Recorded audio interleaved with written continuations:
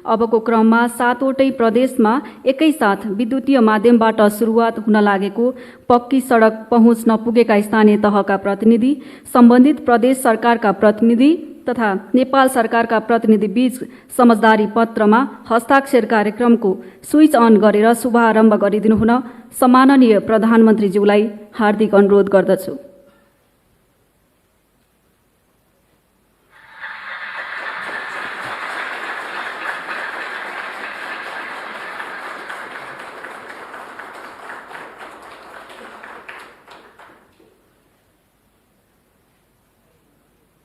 अबको क्रममा शुभारम्भ मन्तव्य तथा महत्त्वपूर्ण मार्गनिर्देशनका लागि सम्माननीय प्रधानमन्त्रीज्यूलाई विनम्रतापूर्वक अनुरोध गर्न चाहन्छु।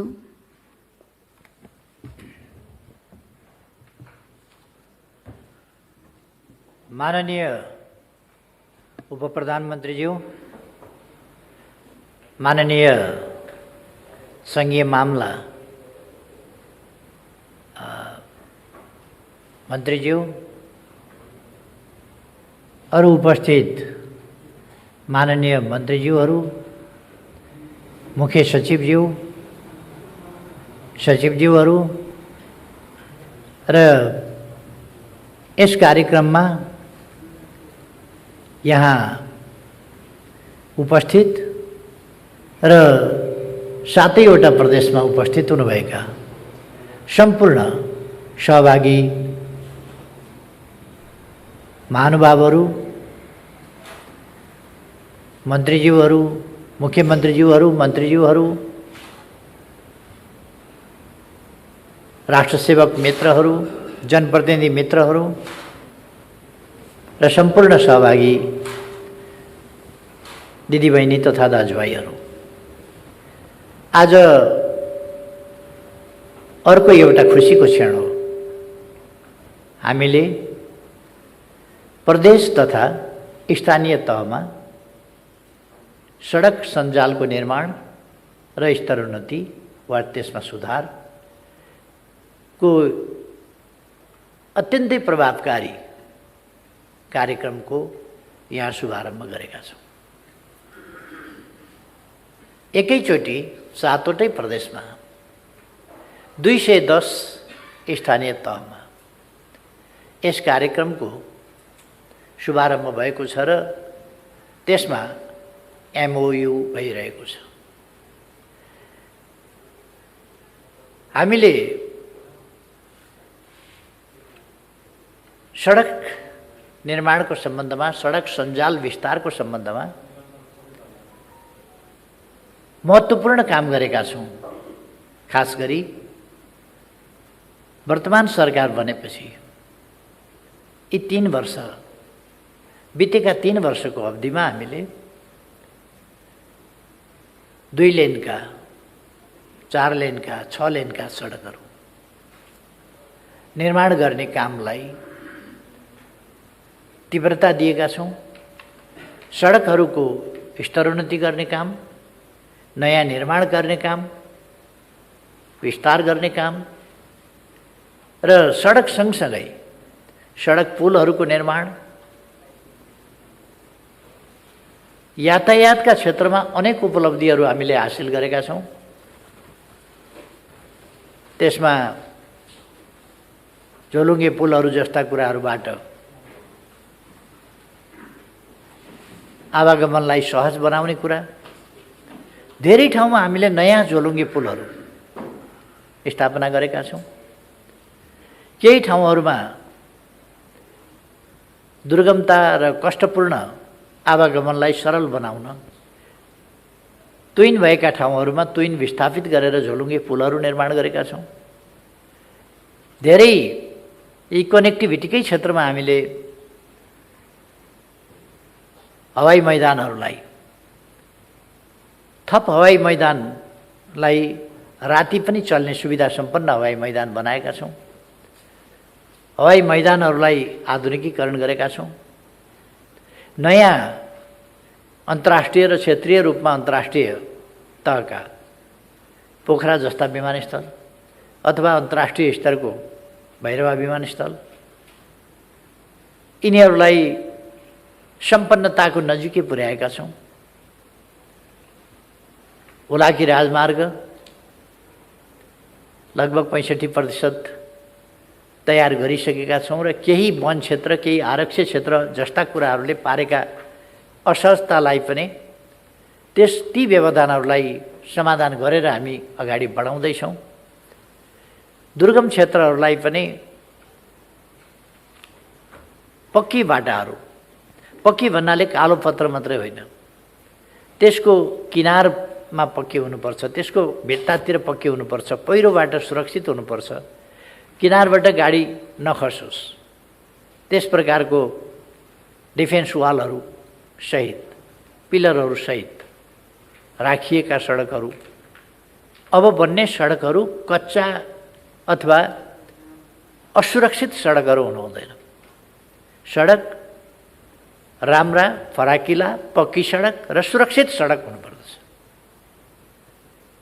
यो चाहे स्थानीय तहले, प्रदेशले अथवा सङ्घीय सरकारले जहाँसुकैबाट निर्माण भए पनि यी पक्षहरूमा ध्यान दिनुपर्दछ। दुर्घटनाका कतिपय प्राविधिक कारणहरू हुन्छन्। सडक निर्माणमा प्राविधिक त्रुटि रह्यो भने बढी दुर्घटना हुन्छ।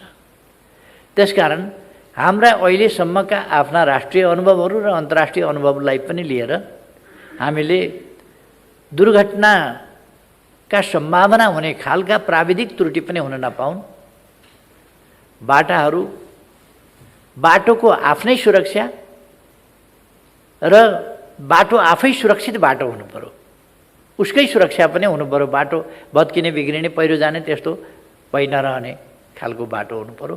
र अर्को कुरा, बाटोको प्रयोगकर्ता, सवारी साधन, त्यसमा रहेका व्यक्तिहरू अथवा आवागमनकर्ता, यात्रुहरूको सुरक्षाको प्रत्याभूति हुनु पर्यो बाटोमा। त्यस प्रकारका बाटाहरू निर्माण गर्नु पर्यो। हामीले जुन बाटाहरू आज एमओयू गर्दैछौँ र सुरु गरिरहेका छौँ, यी सुरु गर्दाखेरि हामीले ध्यान दिनुपर्दछ। बाटा माथि हेर्दा कालोपत्र छ तर राम्रो सुरक्षित छैन, बाटो आफै सुरक्षित छैन र बाटोले यात्रुहरूलाई, सवारी साधनहरूलाई सुरक्षित राख्ने प्रबन्ध गरेको छैन भने ती बाटाहरू दुर्घटनाका कारण हुन्छन्। हामी सबैलाई थाहा छ र मैले जोड दिइरहेको छु, पटक पटक भनेको छु, जनताको ज्यानको रक्षा, जनताको जीवन हाम्रा निम्ति सबभन्दा बढी महत्त्वपूर्ण छ। जनताको जीवन सुरक्षित र सुखी होस्, त्यसका निम्ति हामी हाम्रा सम्पूर्ण प्रयासहरू केन्द्रित गरिरहेका छौँ। तसर्थ हाम्रा हरेक काममा जनताको जीवनको रक्षा र सुख, हाम्रा हरेक गतिविधि र कामहरूमा यी कुराहरूलाई केन्द्रभागमा हामीले राखेका हुन्छौँ।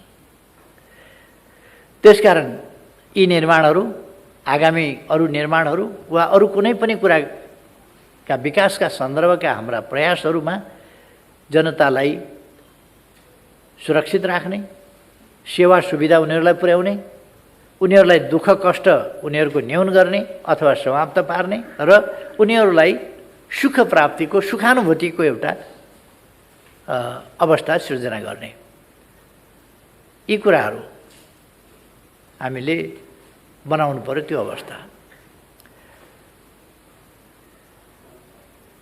थुप्रै ठाउँहरूबाट कति 386 कति ठाउँबाट निवेदन प्राप्त भएका 392 ठाउँबाट आवेदन प्राप्त भएका, त्यसको छानबिन भइरहेको र यो आज 210 को सङ्ख्यामा हामीले जो भन्यौँ त्यो सङ्ख्याभन्दा बढ्न सक्छ, किनभने हामी त्यसको छानबिन गरिरहेका छौँ र त्यो छानबिन गरिसकेपछि आवश्यकताअनुसार सङ्ख्या बढ्छ। कतिपय ठाउँमा पक्की बाटो भइरहेका ठाउँबाट पनि माग आएको छ भने अवश्य स्तरोन्नतिको कुरा हुनुपर्दछ, त्यसमा सुधारको कुरा हुनुपर्दछ। अथवा बाटो त छ तर बाटोको भित्तापट्टि नाली छैन, त्यस्तो होला, त्यसमा नालीको प्रबन्ध गर्नुपर्दछ। बाटोको छेउपट्टि प्रोटेक्सन वालहरू छैन होला, प्रोटेक्सनका लागि पिलरहरू छैनन् होला, त्यसको प्रबन्ध गर्नुपर्दछ। त्यसकारण पनि माग आएको हुन सक्दछ। तसर्थ निर्माण कार्यमा यी कुराहरूमा ध्यान जाओस्, घुम्तीहरूमा विशेष ध्यान जाओस्, घुम्तीहरूमा विशेष सतर्कता, सङ्केत चिन्हहरू, यस्ता कुराहरूको सन्दर्भमा कुनै पनि प्रकारको कमी कमजोरी नरहोस् कि त्यो सङ्केत चिन्हहरूको अभाव र आउँदै गरेको गाडी कस्तो पोजिसनमा छ भन्ने कुरा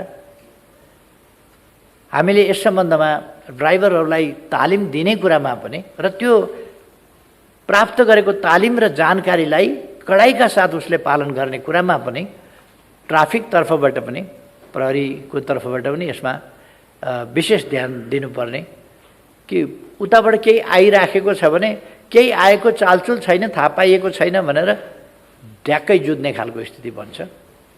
यस्ता कुराहरूमा ध्यान दिनेदेखि लिएर ट्राफिक ट्रेनिङदेखि लिएर ओभरटेक गर्दाखेरिका ट्रेनिङ, एउटा दुर्घटनाको कारण ओभरटेक गर्दाखेरि पनि हुने गरेको छ। यस्तो कुराहरूमा चाहिँ ड्राइभरलाई बढी सजग गराउन जरुरी छ। कस्तो अवस्थामा कति बेर ओभरटेक गर्ने, कति बेर नगर्ने, जबरजस्ती गर्दै नगर्ने, ट्राफिक रुल अन्तर्गत बस्ने र बाटाहरू तदनुसारका नै हुने कुराहरूलाई हामीले सुनिश्चित गर्नुपर्छ। हामी विकासको गतिलाई अत्यन्तै तीव्रताका साथ अगाडि बढाइरहेका छौँ, अत्यन्तै तीव्रताका साथ। यस मन्त्रालयलाई लाग्ला हामीले काफी काम गरेका छौँ, अर्को मन्त्रालयलाई त्यस्तै लागेको छ, अथवा अहिले मन्त्रालयहरू काममा जुटेका छन् र काममा तीव्रता दिएका छन्।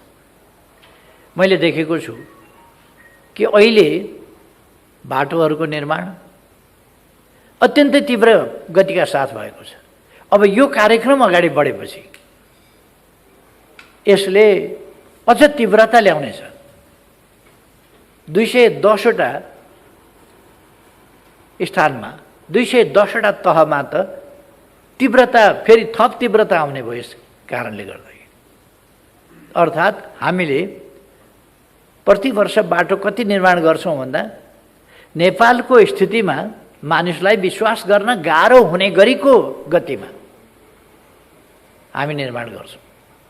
अर्को कुरा के छ भने निर्माण गर्दाखेरि हामीले प्रोग्रेस देखाउनका लागि यति कालोपत्र गऱ्यौँ भनेर मात्रै हुँदैन। त्यो कालोपत्र गर्ने कुराको कस्तो स्तरको बाटो, कति सुरक्षित बाटो, कस्तो बाटो हामी बनाउँदैछौँ भन्ने कुरामा हामीले ध्यान दिनुपर्दछ।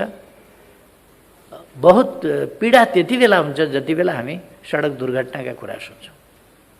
जति बेला सडक दुर्घटना भयो भन्ने सेकेन्ड अगाडि एउटा परिस्थिति हुन्छ, सेकेन्ड पछाडि अर्को परिस्थिति हुन्छ र एउटा दुःखद स्थिति देखा पर्छ। त्यस्तो देखा पर्न नपाओस् भन्ने कुरामा हाम्रो ध्यान जानुपर्छ। त्यो आकस्मिक रूपले दुर्घटनाबाट हुने क्षति जब सुन्छौँ हामी सक्ट हुन्छौँ, हामी आहत हुन्छौँ त्यस कुराबाट। त्यस ठाउँमा आफूलाई राखेर हेर्दा त्यो मनोदशा कस्तो होला, अवस्था कस्तो होला, पीडा कस्तो होला, यस कुरालाई हामीले ध्यानमा राख्नुपर्छ र सुरक्षित बाटाहरू बनाउनुपर्छ। बाटाको लम्बाइ मात्रै जोड्ने होइन, बाटाको गुणस्तरको उचाइ हामीले वृद्धि गर्नुपर्छ। त्यसकारण अब बन्ने बाटाहरू, यी बाटाहरू बाटा बने चाहिँ पहाडमा हामी देख्छौँ नि, बाटा त खोल्दै गएका छन् तर अचम्म लाग्छ त्यस बाटाबाट गाडी बहादुर गोर्खालीले बाहेक अरू कसैले हिँडाउनै सक्दैन, त्यस्ता बाटा छ। अब यो बहादुर गोर्खालीले मात्रै हिँडाउने बाटा होइन कि दुनियाँको कसैले पनि हिँडाउन सक्ने बाटा चाहियो नि हामीलाई। त्यो खालका बाटा चाहिँ हामीले निर्माण गर्नु पर्यो। अबका बाटा हाम्रा त्यस्ता हुनु पर्यो र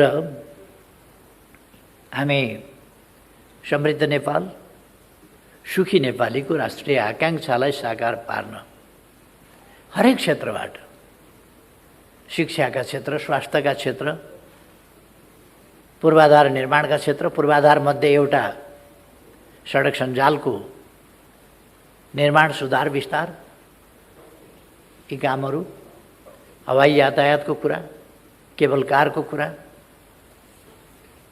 झोलुङ्गे पुलहरू सडकहरू, यिनीहरू सडक पुलहरू यिनीहरूको कुरा, हवाई मैदानहरूको सुधार विस्तारका कुरा, नयाँ निर्माणका कुरा, हेलिप्याडहरूका निर्माणका कुरा।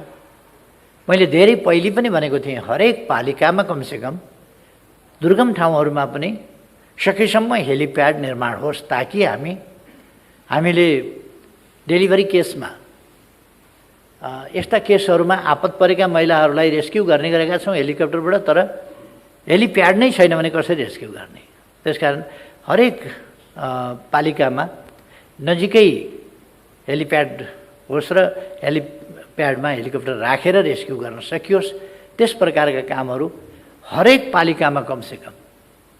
अहिले त वडाहरू ठुला छन् ग्रामीण क्षेत्रका, हरेक वडामा हेलिप्याड निर्माण गर्न सकियोस्, हेलिप्याड निर्माण गरौँ। हरेक ठाउँमा पोखरी, हरेक ठाउँमा हेलिप्याड।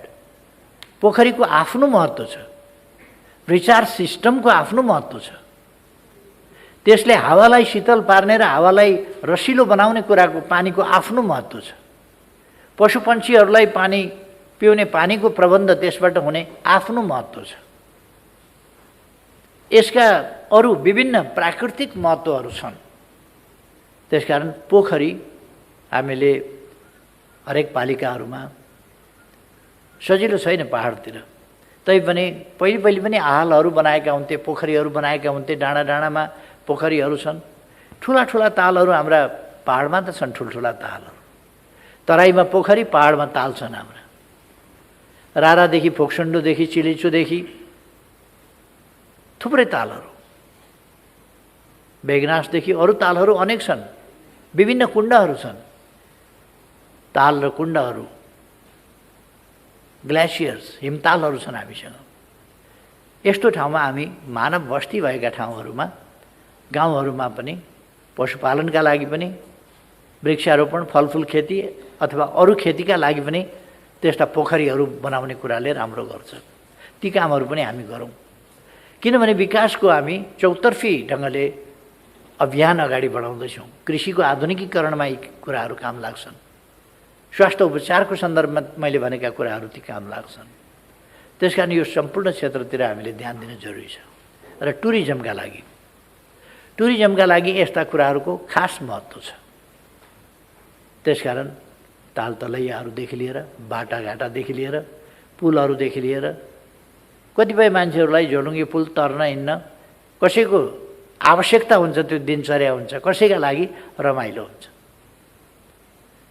यी जस्तो जे भए पनि यस्ता ठाउँहरूको कनेक्टिभिटी, दुर्गम ठाउँहरूलाई सहज बनाउने, त्यसलाई एउटा पर्यटकीय स्थलको रूपमा विकास गर्ने, प्राकृतिक रमणीयताको अवलोकन गर्नेदेखि लिएर त्यहाँको जीव वनस्पति पशुपन्छी आदिको अध्ययन गर्नेदेखि लिएर रिसर्चरहरूका लागि, अनुसन्धाताहरूका लागि समेत उपयोगी हुने यस्ता कामहरू हुन्छन्। त्यसकारण यतापट्टि पनि हामीले ध्यान दिने जरुरी छ। जे होस्, हामी विकासका गतिमा लगातार अगाडि बढेका छौँ र आज फेरि एउटा नयाँ उचाइको काम हामीले गरेका छौँ। फेरि एउटा नयाँ अभियान सुरु गरेका छौँ। यो राष्ट्रिय अभियान हो, राष्ट्रव्यापी अभियान हो। यो हाम्रा निम्ति एउटा गौरवको अभियान हो। यस अभियानलाई सफल पार्न म सङ्घीय सरकार, सङ्घीय मन्त्रालय, त्यसै गरेर प्रदेश सरकारहरू, प्रदेशका सम्बन्धित सरकारहरू, सम्बन्धित मन्त्रालयहरू, स्थानीय तहहरू सबैलाई पनि हार्दिक आग्रह गर्न चाहन्छु कि मैले भनेअनुसार यसलाई परिपक्व ढङ्गले तीव्रताका साथ अगाडि बढाउँ। हाम्रो देश विकसित नहुने, अविकसित हुने देश होइन। हामी सिफारिस भइसकेका छौँ विकासशील देशमा ग्रेजुएसनका लागि। अब ती लक्ष्यहरू हामीले 5 वर्षभित्र हामी सिफारिस त भइसक्यौँ। 5 वर्षभित्र अब हामीले लगभग दिगो विकास लक्ष्यका जुन प्यारामिटर्स छन्, मापदण्डहरू छन्, ती मापदण्डहरूलाई 2030 सम्म पर्खिरहनु पर्ने आवश्यकता छैन, त्योभन्दा अगाडि पुरा गर्न सक्छौँ, किनभने हामीमा त्यो पुरा गर्ने प्रचुर सम्भावना छ। यस बीचमा हामीले उथलपुथलकारी कामहरू गरेका छौँ। देख्दाखेरि सामान्य जस्तो लाग्ने हाम्रो जस्तो देशलाई हामीले सङ्कल्प गरेपछि हुने रहेछ नि, हामीले खुल्ला दिशामुक्त देश बनायौँ। सभ्यताको एउटा सिँढी माथि उठ्यो देश। कति असभ्यताको स्थिति थियो, त्यस असभ्यताको स्थितिबाट देशलाई एउटा सभ्यताको स्थितिमा उठाइयो। ओडिएफ कन्ट्रीको रूपमा। यसरी के भने हामीले एउटा स्तर हासिल गरेका छौँ, उचाइ उठाएका छौँ, उचाइमा उठाएका छौँ, देशलाई सभ्यताको उचाइमा उठाएका छौँ, विकासको एउटा नयाँ उचाइमा, सामाजिक विकासको नयाँ उचाइमा उठाएका छौँ। यो भौतिक विकासको उचाइले सामाजिक विकासको उचाइलाई माथि उठाउँछ। भौतिक विकास पनि नहुने, सामाजिक विकास पनि नहुने, चेतनाको विकास पनि नहुने, यता आधारभूत विकासका प्रश्नहरूमा पनि पछाडि पर्ने हो भने समाज कताबाट विकास हुन्छ? त्यसकारण हामीले चेतनामा विकास, चौतर्फी विकास, भौतिक पूर्वाधार र संरचनाहरूको विकास, ऊर्जाको क्षेत्रको विकास, आइटीको क्षेत्रको विकास, हामीले डिजिटल नेपालको रफ्तारका साथ, गतिका साथ डिजिटल नेपाललाई अगाडि बढाएका छौँ।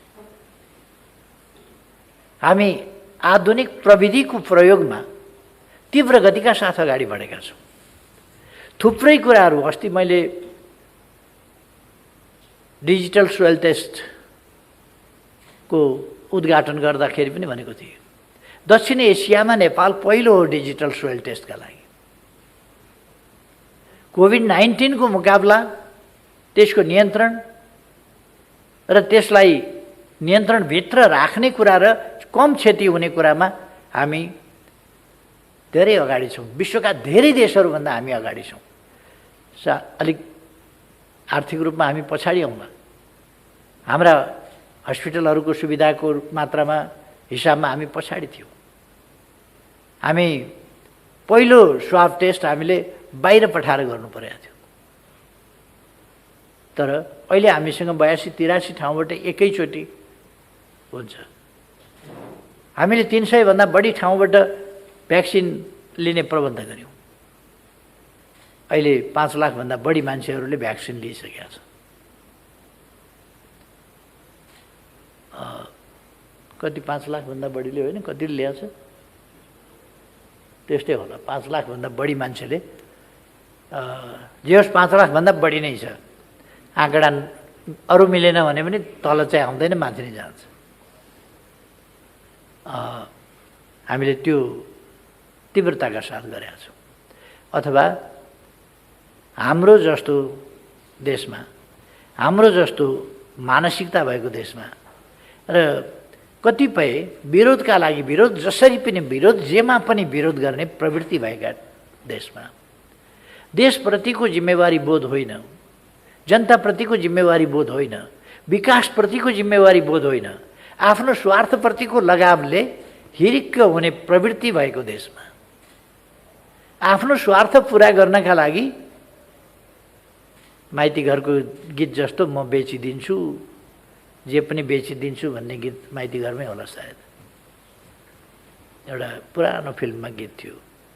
त्यस्तै जे पनि गर्न तयार हुने सम्मका प्रवृत्तिहरूको बिगबिगिरहेका देशमा हामीले जुन दिगो विकास दृढताका साथ तीव्र गतिमा अगाडि बढाएका छौँ, यो असाधारण उपलब्धि हो। यस असाधारण उपलब्धिलाई हामीले स्थायित्व दिनुपर्छ, निरन्तरता दिनुपर्छ र अझ उचाइमा यसलाई पुर्याउनुपर्छ, जुन हाम्रो समृद्ध नेपाल, सुखी नेपालीको गन्तव्यसँग मिल्छ। आज यति भन्दै यस काममा लाग्नुभएका सबै साथीहरू, केन्द्रदेखि स्थानीय तहसम्म सरकारका मन्त्रीज्यूहरू, जनप्रतिनिधि साथीहरू, विभिन्न तहका जनप्रतिनिधि साथीहरू, यसमा पोलिटिकल पार्टीका साथीहरू लाग्नुभएको होला, प्राविधिकहरू लाग्नुभएको होला, राष्ट्रसेवकहरू बेसरी खटिनुभएको होला, जो जसले यसमा योगदान गर्नुभएको छ सबैप्रति धन्यवाद ज्ञापन गर्दै र यस कार्यक्रमको आयोजनाका लागि यो एउटा ऐतिहासिक आयोजना हो। त यस्तो ऐतिहासिक आयोजनाका लागि म मन्त्रालयलाई हार्दिक धन्यवाद भन्न चाहन्छु। सबैमा यस्ता कार्यक्रमहरू अझ अगाडि बढाउँदै लैजाउँ, हौसला बढोस् भन्ने शुभकामनाका साथ आफ्नो भनाइ टुङ्ग्याउँछु। धन्यवाद।